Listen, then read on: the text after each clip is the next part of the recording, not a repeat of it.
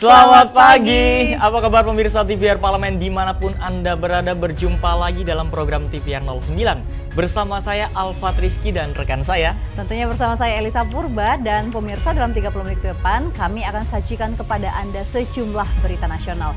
Khususnya dari sudut pandang DPR RI sebagai referensi Anda dalam memahami dinamika politik, hukum, ekonomi, sosial, dan budaya di Indonesia. Pemirsa TVR Parlemen, inilah TVR 09 edisi Kamis 26 Januari 2023.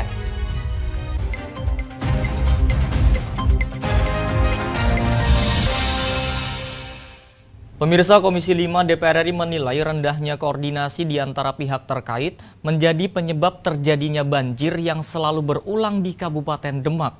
Untuk itu, DPR RI meminta seluruh pihak untuk fokus serta meningkatkan koordinasi antar sektoral guna mencegah terjadinya banjir kembali. Komisi 5 DPR RI meminta pemerintah melakukan koordinasi antar sektoral guna menindaklanjuti penanganan banjir rob di wilayah pesisir Kabupaten Demak yang berada di pantai utara Pulau Jawa. Pasalnya, bencana tersebut terus berulang dan penyebabnya sangat kompleks.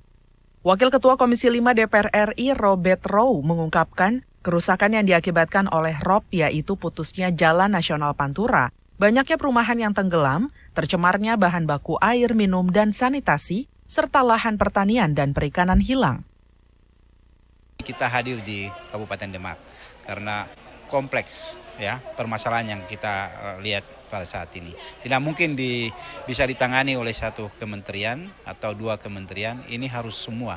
Maka harus betul-betul kehadiran Bappenas untuk menjadi leading setter yang bisa mengakomodir semua di dalam perencanaan secara nasional. Saya kira itu. Sementara itu, anggota Komisi 5 DPR RI Neng EM Marhamah Zulfa menilai koordinasi antar kementerian dan Pemda sudah dilakukan namun belum maksimal. Menurutnya, pihak Pemda lebih banyak menangani permasalahan-permasalahan yang dialami oleh masyarakat, sementara pemerintah pusat lebih fokus pada penanganan infrastruktur. Kita meminta agar ada kajian secara serius yang benar-benar terintegrasi multisektor dari berbagai perspektif, tidak hanya struktur infrastruktur tetapi struktur juga yang berbasis geografis dan sosiokultur. Dari Jawa Tengah, Fitian Aunila, TVR Parlemen melaporkan. Guna menekan laju inflasi di tengah ancaman resesi global pada tahun 2023, Komisi 6 DPR RI menilai perlu adanya identifikasi penyebab kenaikan harga komoditas. Pembinaan serta pendampingan terhadap pelaku UMKM juga dinilai penting untuk menekan laju inflasi. Komisi 6 DPR RI meminta pemerintah pusat serta daerah melakukan identifikasi penyebab inflasi pada beberapa harga komoditas. Selain itu, perlu adanya penguatan UMKM guna menekan laju inflasi. Wakil Ketua Komisi 6 DPR RI Muhammad Sarmuji mengungkapkan identifikasi yang perlu dilakukan yakni melakukan pendataan jenis barang apa yang sedang naik beserta penyebabnya dan adakah kaitannya dengan waktu atau momen tertentu yang membuat laju inflasi tidak terkendali. Kalau penyebabnya ini bisa diatasi, Pemda bisa berkoordinasi dengan instansi terkait, misalkan dengan Bank Indonesia, dengan pemerintah pusat, untuk mengatasi kendala-kendala yang menjadi sebab terjadinya inflasi tersebut. Memantau betul barang-barang apa yang mengalami kenaikan dan penyebabnya itu apa kira-kira. Sementara itu, anggota Komisi 6 DPR RI Rudi Hartono Bangun mengatakan, perlu penguatan UMKM untuk menekan laju inflasi. Menurutnya, UMKM di daerah perlu pembinaan dan pendampingan agar terus bertahan. Betul, jadi UMKM di daerah itu kan semacam mentornya terus, harus kita dampingi itu. Agar mereka jangan kita lepas, ya kan. Mereka terus produk-produknya itu bisa bersaing dan bisa ekspor gitu. Itu yang perlu pembinaan, pendampingan dan konsultan terus gitu. Sehingga UKM-UKM daerah itu tetap terjaga, tetap maju, tetap orientasinya pasarnya ekspor gitu. Rifki Makdudi, TVR Parlemen melaporkan. Pemirsa, DPR RI meminta adanya penambahan petugas jemaah haji perempuan guna menunjang kelancaran ibadah haji tahun 2023. Dan informasi selengkapnya akan kami hadirkan usai jeda. Tetaplah bersama kami di TVR 09. Utang-utang dulu saya. Mereka yang tidak cukup paham teredukasi bagaimana menyuarakan aspirasi demi memperoleh jawaban. Sini ditambang untuk seperti itu, warga sini tidak mengizinkan. Sebab apa? Itu menyangkut isi perut kami semua. Hadir menelisik mulai dari hulu ke hilir. Mengapa? Ini kalau kita telusuri kenapa banjir ini hampir setiap terjadi. Hingga menemukan apa yang belum terkuak secara nyata. Kan kabeh niku sedulur, Pak. Nek kula ngrencangi mriki, mesti mriki gelo, nek kula ngrencangi mriki sing mriki gelo. Iki kedah adil wae, Pak, tengah-tengah. Menghadirkan peran anggota DPR RI demi mendapatkan solusi. Saksikan Suara Dapil, Senin sampai Jumat pukul 10 waktu Indonesia Barat, hanya di TVR Parlemen.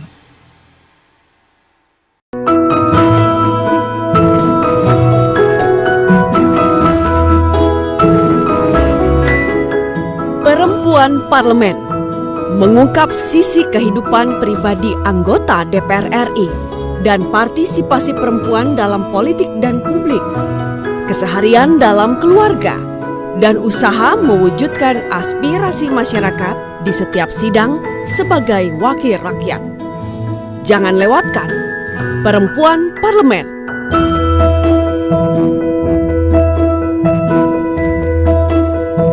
Hanya di TVR Parlemen. DPR RI memiliki fungsi diplomasi dalam menjalankan politik luar negeri sesuai dengan pasal 116 Undang-Undang MD3. Kontribusi aktif BKSAP DPR RI memainkan peranan penting dalam memenangkan persaingan global melalui IPU, IPA, IPPF, AIPA, dan PUIK. BKSAP memiliki komitmen yang tinggi dalam krisis kemanusiaan dunia. Fungsi diplomasi dijalankan untuk mendukung upaya pemerintah dalam melaksanakan politik luar negeri.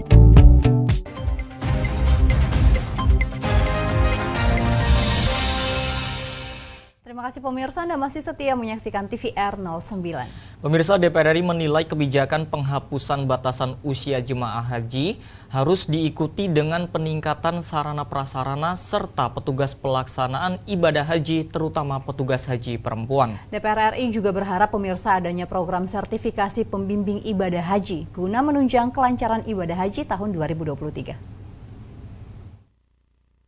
Demi menunjang kelancaran ibadah haji 2023, terutama bagi jemaah lansia dan perempuan, maka anggota Komisi 8 DPR RI meminta petugas haji perempuan diperbanyak, serta perlu peningkatan sarana dan prasarana bagi lansia. Anggota Komisi 8 DPR RI Seli Andriani Gantina meminta pemerintah untuk menambah petugas haji perempuan dengan fisik yang prima. Seli menambahkan dengan tidak adanya batasan usia haji, maka sarana dan prasarana bagi lansia perlu ditingkatkan dalam penyelenggaraan ibadah haji tahun 2023. Selain itu, pendataan kesehatan lansia dengan riwayat penyakit resiko tinggi harus dilakukan. Kami DPR RI kita mengakui bahwa petugas haji perempuan ini kan sangat sedikit. Maka ke depan kita akan memprioritaskan para petugas haji perempuan yang akan lebih banyak, kemudian petugas haji yang badannya lagi sigap, termasuk juga sarana prasarana untuk para lansia. Agar sarana prasarana para lansia juga ini juga diperbanyak agar nanti juga kita bisa mengawal mereka dengan lebih baik. Di luar itu, sarana prasarana perawat termasuk rumah sakit haji juga akan kita prioritaskan, termasuk persiapan pada saat sebelum pemberangkatan. Kita minta Kementerian Kesehatan agar protokol kesehatan termasuk mendata para jamaah yang mempunyai kategori penyakit resiko tinggi juga harus terdata dengan baik. Komisi 8 DPR RI berharap melalui program sertifikasi pembimbing ibadah haji, para pembimbing benar-benar mampu memberikan panduan dan bimbingan calon jemaah haji. Andri, TVR Parlemen, melaporkan. Kita beralih ke informasi berikutnya pemirsa. Dalam upaya meningkatkan citra Komisi Penyiaran Indonesia, DPR RI berharap Komisioner KPI terpilih dapat bekerja maksimal dalam melakukan pengawasan terhadap dunia penyiaran nasional. Penyiaran berperan dalam memberikan edukasi bagi masyarakat. Untuk itu, peranan KPI sangat penting dalam mengawasi penyiaran. Komisi 1 DPR RI telah menyepakati 9 komisioner Komisi Penyiaran Indonesia Pusat periode 2022-2025. Komisi 1 berharap komisioner KPI terpilih harus mampu mengawasi seluruh aspek penyiaran, baik itu di media elektronik, media sosial, maupun media online. Anggota Komisi 1 DPR RI Rizky Aulia Rahmanatakusumah menyampaikan, 9 komisioner KPI terpilih memiliki banyak pekerjaan rumah yang harus diselesaikan. Antara lain, mengawasi penyiaran dengan menyeimbangkan antara industri kreatif dan norma-norma sosial yang ada di masyarakat. Pertama, untuk menjaga keseimbangan antara industri kreatif kita yang gairah dari anak-anak mudanya ini udah luar biasa, tapi di sisi lain menjaga norma-norma sosial di Indonesia yang perlu sama-sama kita jaga juga. Itu pertama. Citra KPI selama ini kita lihat belum kuat, masih perlu banyak perkembangan. Tapi ke depan harus bisa meningkatkan citra dari KPI tersebut. Lebih lanjut, anggota Komisi 1 DPR RI Hasbi Anshori menyebut penyiaran merupakan salah satu bentuk edukasi bagi masyarakat. Untuk itu, peranan KPI sangat penting dalam mengawasi penyiaran. Hasbi berharap tayangan-tayangan yang menghibur serta mendidik masyarakat tetap menjadi perhatian KPI.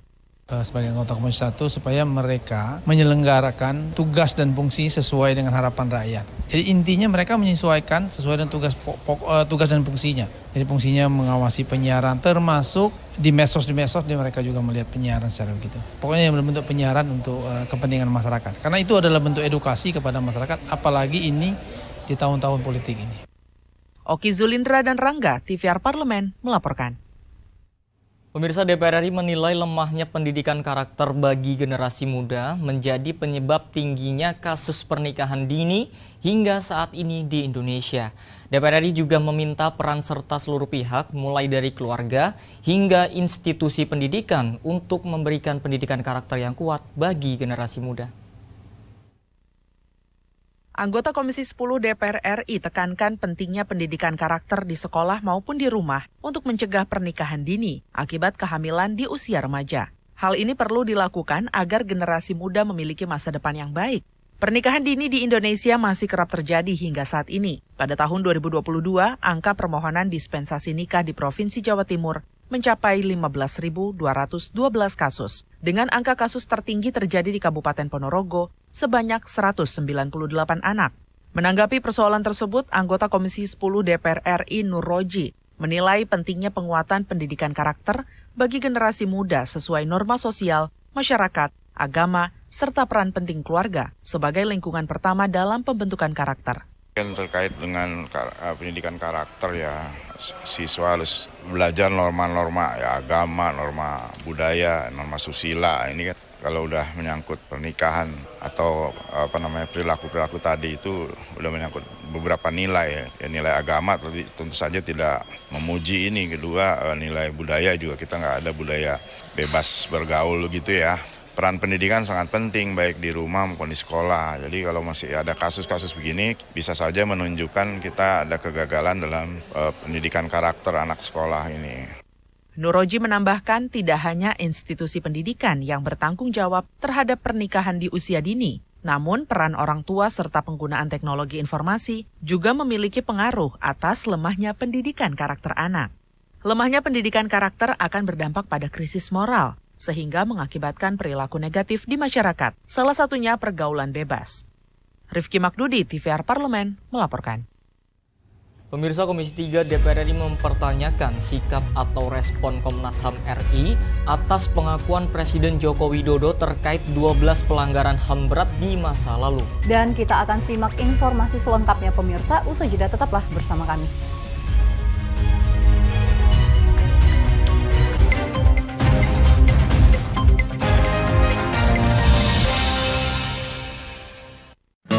Indonesia siap memasuki tatanan hidup baru di tengah pandemi corona. Apa kita sudah paham persiapan dan protokol kesehatan yang harus dilakukan di lingkungan kerja? Pastikan kondisi tubuh sehat saat berangkat ke kantor. Gunakan masker. Membawa perlengkapan makan sendiri. Sediakan hand sanitizer dan selalu mencuci tangan.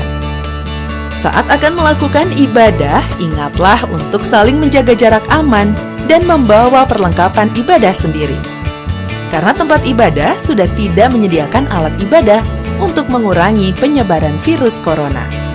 Semoga kita semua mampu memutus mata rantai penyebaran COVID-19 dan roda perekonomian pun tetap berputar.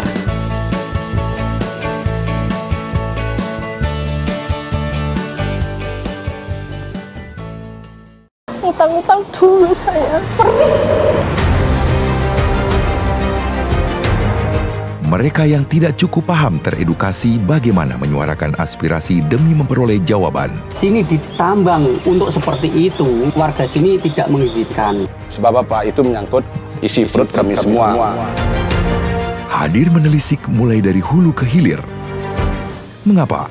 Nah, kalau kita telusuri kenapa banjir ini hampir setiap terjadi, hingga menemukan apa yang belum terkuak secara nyata. Kan kabeh niku sedulur, Pak. Nek kula ngrencangi mriki, nggih sing mriki gelo, nek kula ngrencangi mriki sing mriki gelo. Nggih kedah adil wae, Pak, tengah-tengah. Menghadirkan peran anggota DPR RI demi mendapatkan solusi. Saksikan Suara Dapil, Senin sampai Jumat pukul 10 waktu Indonesia Barat, hanya di TVR Parlemen.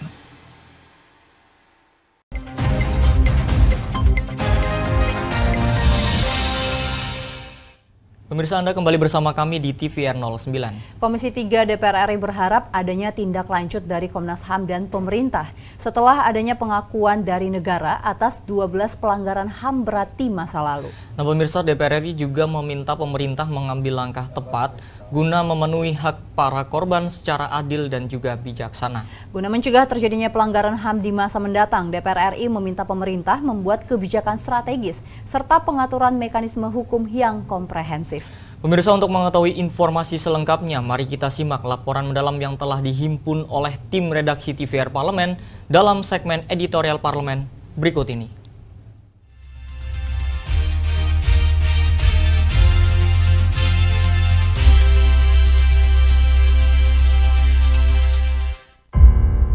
Saya sebagai Kepala Negara Republik Indonesia mengakui bahwa pelanggaran hak asasi manusia yang berat memang terjadi di berbagai peristiwa.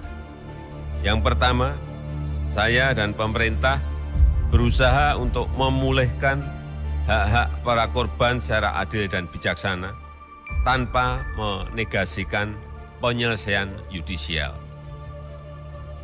Yang kedua, saya dan pemerintah berupaya sungguh-sungguh agar pelanggaran hak asasi manusia yang berat tidak akan terjadi lagi di Indonesia pada masa yang akan datang. Pasca menerima laporan Tim Penyelesaian Non-Yudisial Pelanggaran HAM atau PPHAM, Presiden Republik Indonesia Joko Widodo mengakui telah terjadi sejumlah peristiwa pelanggaran HAM berat di tanah air. Presiden juga menyampaikan rasa simpati dan empati yang mendalam kepada para korban dan keluarga korban. Anggota Komisi 3 DPR RI mengapresiasi pernyataan Presiden Joko Widodo terkait 12 pelanggaran HAM berat di masa lalu. Langkah tersebut menjadi pintu atau lembaran baru pada komitmen pemerintah yang harus diikuti proses hukum dan kebijakan strategis. Hal itu dimaksudkan untuk mengungkap fakta kebenaran atas peristiwa pelanggaran HAM berat dan pemenuhan hak para korban melalui proses hukum yang transparan, profesional, dan akuntabel. Pemerintah juga diminta memberikan penjelasan objektif terhadap analisis berbagai kasus pelanggaran HAM berat selain 12 kasus tersebut. Selain itu, diperlukan kebijakan strategis dan pengaturan mekanisme hukum yang komprehensif agar penegakan HAM bisa terus dilakukan dan tidak terjadi lagi di masa mendatang. Ada beberapa prinsip yang harus dipenuhi negara dalam memenuhi kewajiban terhadap pelanggaran HAM. Misalnya, jaminan akses keadilan bagi para korban, dan pemulihan martabat korban secara layak dan tidak berlarut-larut. Untuk itu, pemerintah harus memberi jaminan informasi yang relevan bagi korban atau keluarga, seperti fakta peristiwa yang terjadi dan mekanisme pemulihan yang disiapkan negara. Wakil Ketua DPR RI Muhaimin Iskandar meminta Komnas HAM semakin profesional mengawasi semua potensi dan resiko pelanggaran HAM berat oleh semua lembaga. Sangat-sangat penting, terutama bagi pembelajaran sejarah kehidupan kita berbangsa dan bernegara, bagi pemberian hak-hak para korban dan keluarganya. Tindak lanjut dari pengakuan ini saya harapkan tim formula penyelesaian bisa bekerja dengan lebih memuaskan untuk seluruh korban dan para keluarganya. Kepada seluruh warga bangsa kita, mari kita cegah dan hindarkan terjadi pelanggaran HAM di masa-masa yang akan. Meski mendukung langkah pemerintah yang mengakui adanya 12 pelanggaran HAM berat untuk memulihkan hak-hak korban, anggota Komisi 3 DPR RI mengingatkan penyelesaian kasus secara yudisial tidak boleh diabaikan dan tidak berhenti. Terbuka untuk mengakui apa yang terjadi. Kalau perlu diambil langkah hukum misalnya. Atau kalau perlu kita sepakat untuk itu tidak terulang kembali. Tidak boleh diulangi kembali. Nah, ini tentu mesti ada mekanismenya nanti. Apakah ini harus ditindaklanjuti pergantian biaya ataupun orang yang mesti bertanggung jawab terhadap hal itu. Itu dalam rangka negara kita menjadi transparan dalam soal pelanggaran HAM. Pemerintah mengakui adanya hal tersebut, silakan untuk memproses kasus tersebut sesuai dengan aturan perundang-undangan yang berlaku. Yang penting kan yang diminta oleh masyarakat bahwa jangan kasus-kasus itu terhenti gitu. Ya, lebih-lebih sekarang pemerintah sudah menyatakan bahwa ada sejumlah kasus tersebut. Ya, silakan untuk diproses. Tim redaksi TVR Parlemen melaporkan.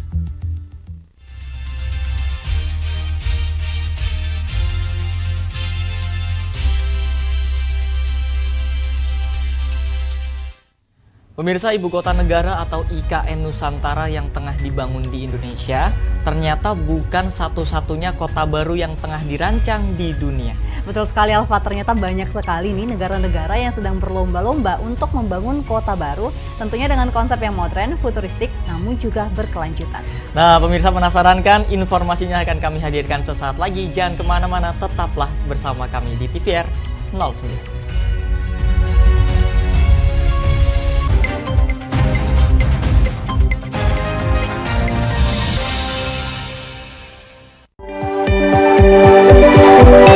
Perempuan Parlemen mengungkap sisi kehidupan pribadi anggota DPR RI.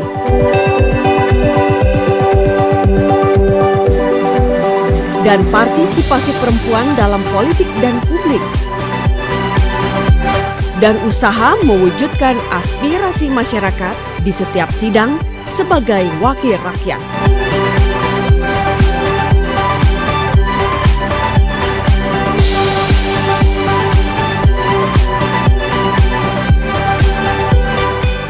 Keseharian dalam keluarga. Jangan lewatkan Perempuan Parlemen. Hanya di TVR Parlemen.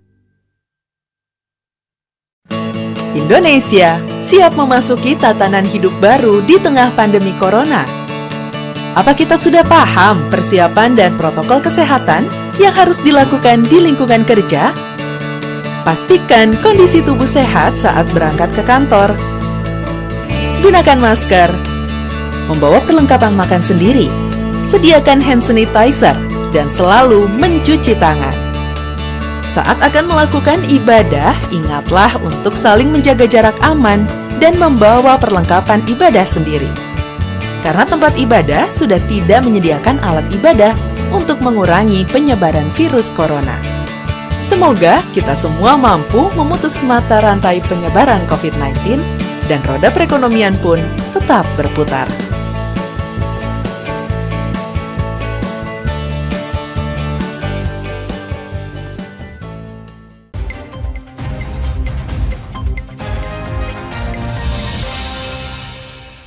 Terima kasih pemirsa, Anda masih bersama kami di TVR 09. Nah, Alfa, tadi kita sudah membahas terkait dengan ada pembangunan kota-kota baru di dunia. Dan salah satunya tentunya pembangunan Ibu Kota Negara atau IKN Nusantara di Indonesia nih pemirsa. Ternyata ini bukan satu-satunya kota baru yang sedang dibuat. Nah, di belahan dunia lain, negara-negara di dunia juga sedang berlomba-lomba untuk membangun kota baru dengan konsep yang modern, futuristik, dan juga berkelanjutan. Nah, tentunya tidak hanya di Indonesia nih Elisa dan juga pemirsa. Seperti di negeri jiran Malaysia yang merancang kota masa depan Penang Biodiversity, kemudian ada kota futuristik Neom di Arab Saudi, kemudian ada kota Telosa di Amerika Serikat, dan tentu saja IKN Nusantara di negara kita tercinta, Indonesia. Nah, bagaimana konsep rancangan dari kota-kota baru di dunia ini?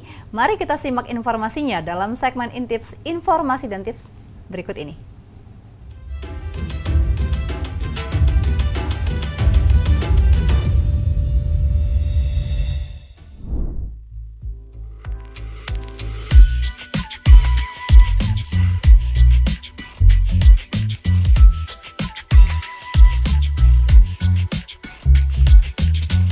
Pemirsa TVR Parlemen, tahukah kamu kalau saat ini negara di dunia sedang berlomba-lomba membangun kota baru? Mulai dari kota administrasi baru hingga ibu kota baru seperti yang tengah dibangun di Indonesia. Kota-kota baru ini berkonsep modern futuristik hingga pembangunan yang berkelanjutan, mulai dari infrastruktur, transportasi, hingga teknologi pangan. Penasaran? Yuk kita intip bagaimana konsep pembangunan dari beberapa kota-kota baru berikut ini. Kota baru yang pertama berada di negeri jiran Malaysia, yaitu proyek Penang Biodiversity atau pengembangan 3 pulau buatan dengan luas mencapai 1.821 hektar. Proyek ini dibangun di lepas pantai Pulau Penang untuk pemerintah negara bagian. Nantinya, pulau-pulau yang mirip bunga lili ini diharapkan dapat menampung 15.000 hingga 18.000 penduduk. Kemudian mereka akan dihubungkan oleh jaringan transportasi otonom tanpa mobil. Sebagian besar gedung yang ada di pulau tersebut bakal dibangun menggunakan kombinasi bambu, kayu, dan beton yang dihasilkan dari bahan daur ulang. Disebut dengan biodiversity karena kota baru ini akan dilengkapi dengan penyangga ekologis yang ditempatkan di setiap wilayah dalam mendukung keanekaragaman hayati. Dari Malaysia, kita pindah ke Arab Saudi. Pembangunan megacity Arab Saudi The Line di Neom telah dimulai di Provinsi Tabuk, Barat Laut, Arab Saudi. Pertama kali diumumkan pada tahun 2017, Neom direncanakan menjadi kota tercanggih di dunia dengan berbagai fitur canggih seperti taksi terbang dan pelayan robot. Struktural paralel gedung pencakar langit di kota ini terbungkus cermin yang memanjang lebih dari 170 km yang disebut sebagai The Line. Neom akan menjadi kota pertama di dunia yang ditenagai oleh energi terbarukan, termasuk tenaga angin, matahari, dan hidrogen. Penghuni The Line akan hidup dalam masyarakat yang saling terhubung, yang dijalankan oleh kecerdasan buatan yang dirancang untuk hidup berdampingan dengan alam.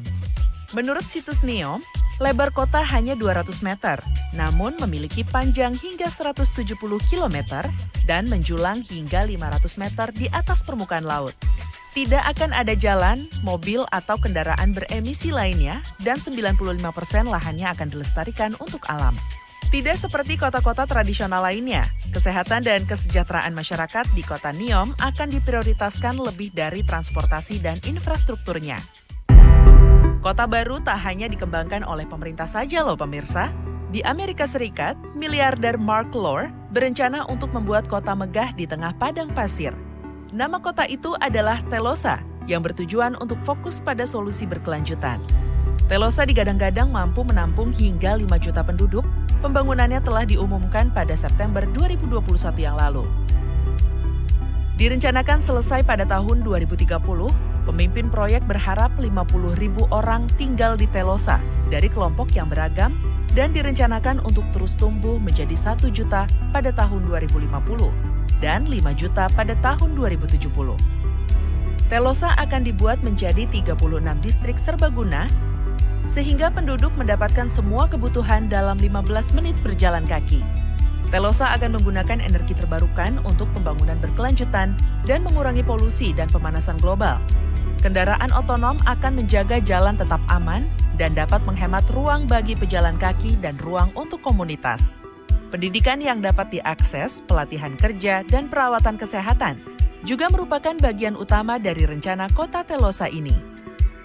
Dan yang sedang dibangun tak lain adalah Ibu Kota Nusantara atau IKN yang direncanakan akan menjadi ibu kota baru bagi Indonesia.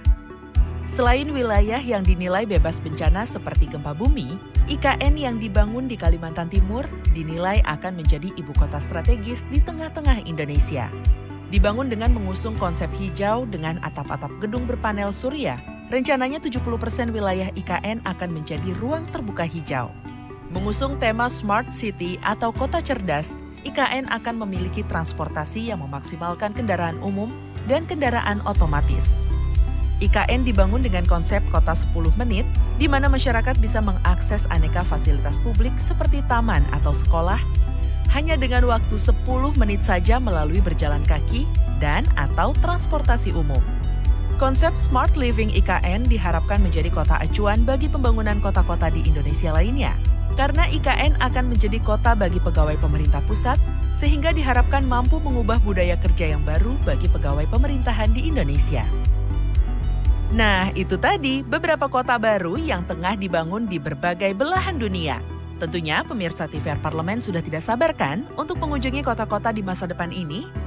Kita doakan yuk, semoga pembangunan kota-kota baru ini berjalan lancar.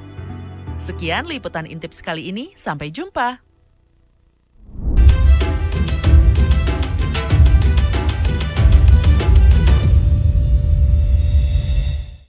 Baik pemirsa, di penghujung acara kami informasikan kepada Anda sejumlah agenda DPR RI pada hari ini, Kamis 26 Januari 2023. Pemirsa, pada pukul 10 waktu Indonesia Barat, ada panitia khusus yang akan mengadakan rapat penetapan pimpinan Pansus Rancangan Undang-Undang Landas Kontinen. Dan pemirsa, pada siang hari pada pukul 13 waktu Indonesia Barat, Komisi 8 akan mengadakan rapat dengar pendapat Panja BPIH dengan Ketua Panja Pemerintah, Dirjen Penyelenggara Haji dan Umroh Kemenak RI, Dirjen Perhubungan Udara dan Dirjen Perhubungan Darat Kemenhub RI, Dirut PT Garuda Indonesia, PT Angkasa Pura I, PT Angkasa Pura II, PT Pertamina, dan PT Airnav Indonesia, dan juga Kepala Pusat Kesehatan Haji Kementerian Kesehatan Republik Indonesia, serta Kepala BPBPKH. Dengan acara pembahasan komponen biaya penerbangan dan kesehatan haji tahun 1444 Hijriah dan juga tahun 2023, serta penyusunan rekomendasi untuk kunker panja ke Arab Saudi. Dan pemirsa TVR Parlemen, sejumlah agenda serta program DPR RI lainnya juga masih dapat Anda saksikan secara langsung di TVR Parlemen. Tentunya melalui kanal utama, kanal komisi, dan juga kanal alat kelengkapan dewan lainnya yang pastinya dapat Anda akses di tvr.dpr.go.id. Dan pemirsa TVR Parlemen, demikian TVR 09 edisi pagi ini. Kami ingatkan bahwa virus COVID-19 masih ada. Untuk itu terus taati protokol kesehatan dimanapun Anda berada. Kami segenap kru TVR Parlemen yang bertugas mengucapkan terima kasih telah menyaksikan TVR 09 pagi ini. Saya Elisa Purba dan ada rekan saya, Syalfat Rizky. Sampai berjumpa kembali di TVR 09 esok pagi. TVR Parlemen, referensi Indonesia.